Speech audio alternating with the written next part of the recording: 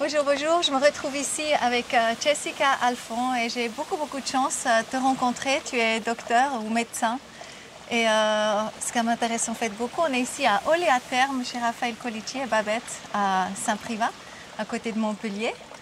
Et tu es une amie d'eux et ça m'intéresse beaucoup de savoir le rôle des médecins aujourd'hui. En fait, ça doit être une situation tellement difficile pour vous.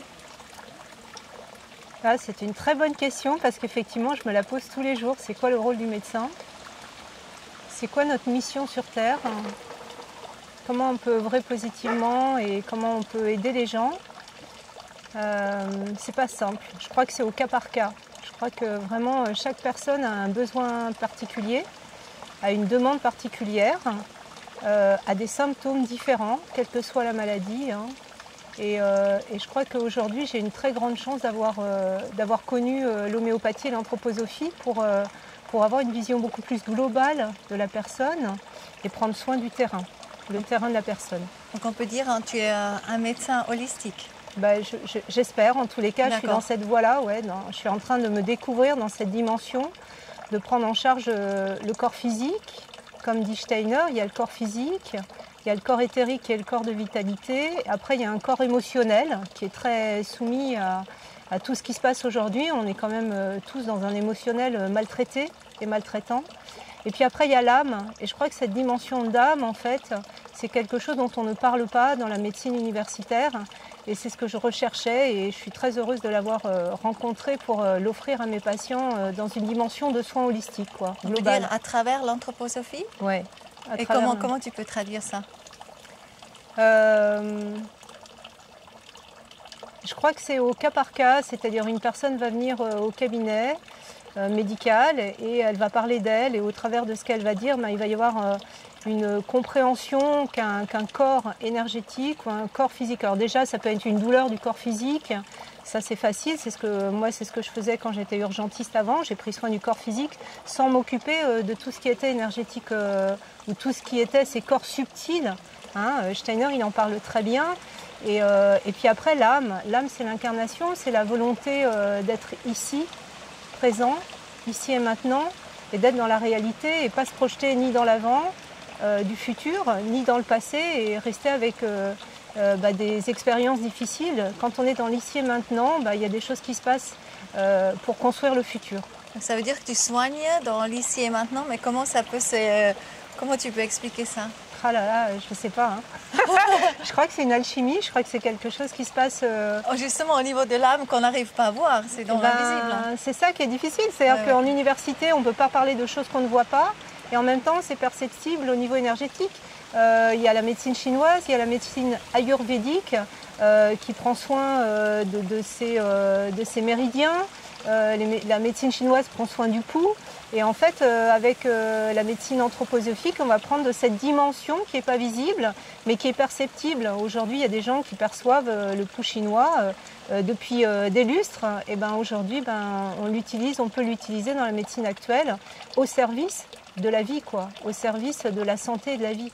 Mais ça veut dire que tu travailles avec des outils qui ne sont pas perceptibles quelque part et qui résoudent des problèmes qu'on peut apporter depuis le passé, par exemple. Mais quand on prend le pouls chinois, moi je ne prends pas le pouls chinois, mais quand on prend le pouls chinois, il y a des informations que le corps physique et le corps énergétique, les méridiens, vont apporter. Et c'est à partir de là qu'on va pouvoir apporter des médicaments ou des plantes. Et là, nous, en anthroposophie, c'est de l'homéopathie via Velleda ou via Lénine. Mais comment tu sais ce qui a besoin, justement? Comment tu décèles? Alors, il y a une première chose, c'est en anthroposophie, il y a tout un interrogatoire qui est précieux. Et je crois que...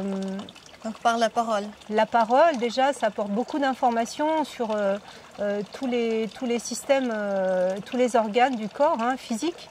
Et donc chaque organe du corps physique est en lien avec une certaine forme énergétique autour. Donc s'il y a un corps physique qui est défaillant, ça parle d'un corps énergétique qui peut être aussi en défaut ou en excès.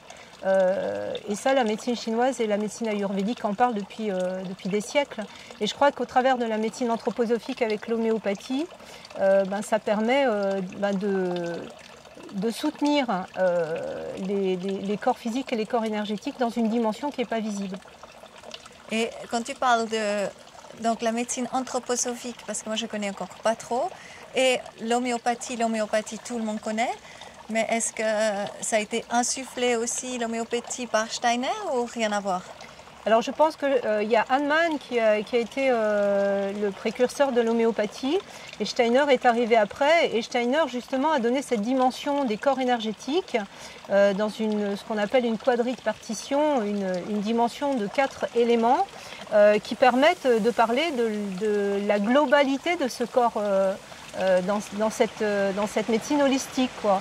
Et je pense qu'aujourd'hui, parler d'un corps physique sans corps énergétique, en tous les cas pour moi, parler que du corps physique, c'est limitant.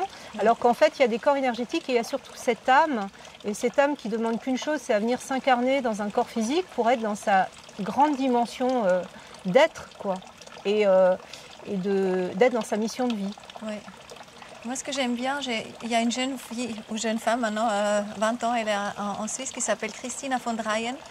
Et elle parle toujours justement de l'empreinte info-énergétique. Donc elle dit on peut très bien remettre une jambe droite, mais il faut informer en même temps en fait son champ énergétique tout autour que la jambe elle est de nouveau droite. Parce qu'autrement ça revient comme c'était avant.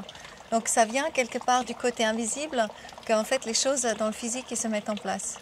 Alors je ne peux pas parler pour cette personne, hein, je ne sais pas comment elle travaille, mais effectivement il y a toute une information autour du corps physique. Il y a toutes nos mémoires qui sont autour du corps physique, qui sont à alléger ou à aller récupérer ou à aller mettre du lien entre ce corps physique et ces corps énergétiques et surtout proposer cette incarnation de l'âme qui permet d'avoir une vision juste de la vie, une vision claire et surtout être tout simplement dans sa mission de vie. Et sa mission de vie, elle est individuelle.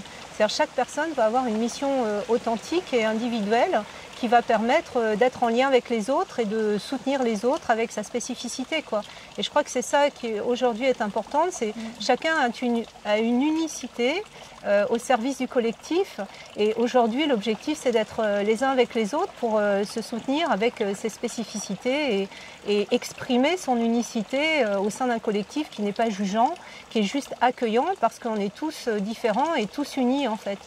Et c'est ça l'objectif, je crois, aujourd'hui, c'est de trouver un collectif où chaque être va pouvoir exprimer sa qualité d'être au service du collectif. En incluant tous les corps. Voilà, ouais, c'est ça. Et ça, c'est un travail. Comment le savoir si on ne sait pas encore qu'on a plusieurs corps? Ça va se faire en lien avec des gens qui sont peut-être un peu plus avancés dans ce travail ou un peu plus matures.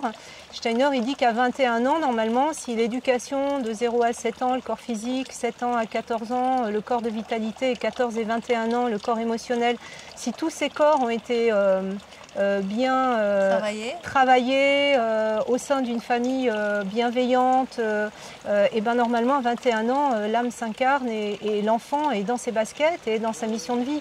Donc c'est pour ça qu'aujourd'hui prendre soin de manière bienveillante des enfants, c'est précieux, quoi. Les enfants sont précieux, quoi. Tu traites aussi les enfants? Oui, évidemment, ouais.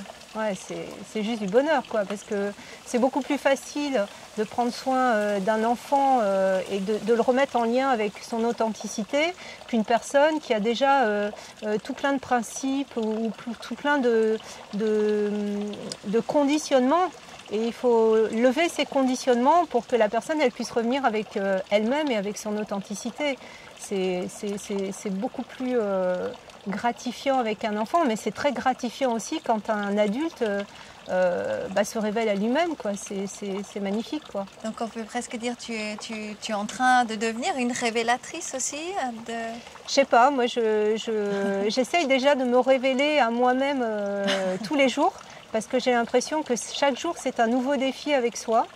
Et puis surtout, j'essaye vraiment d'écouter la personne pour entendre son besoin, qu'elle-même a du mal à les percevoir, et d'essayer de la mettre sur sa voie. Et puis après, c'est son choix à elle d'y être ou de ne pas y être, d'y aller ou de ne pas y aller. C'est le libre arbitre d'aller se rencontrer. Et puis, mais en fait, moi, de mon parcours personnel, il y a eu un moment, mon âme, elle avait tellement envie de me rencontrer que tout s'est accéléré, et c'est absolument incroyable de voir tout ce qui est possible en fait de mettre en œuvre pour aller se rencontrer et être tout simplement. C'est magnifique, merci, merci.